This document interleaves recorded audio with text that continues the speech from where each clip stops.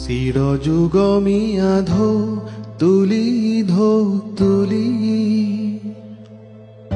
চিৰ নতুন পাঞ্চৈ উটি যায় ঝিলমিলিয়া ধৌ তুলি ধৌ তুলি সময় নদীত পথ আঁকি আঁকি যায় অনুপৰমাণু হৈ কাৰ আশাৰে নুৰে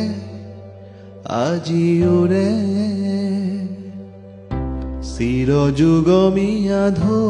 তুলি ধৌ তুলি চিৰ নতুন পাঞ্চৈ উটি যায়।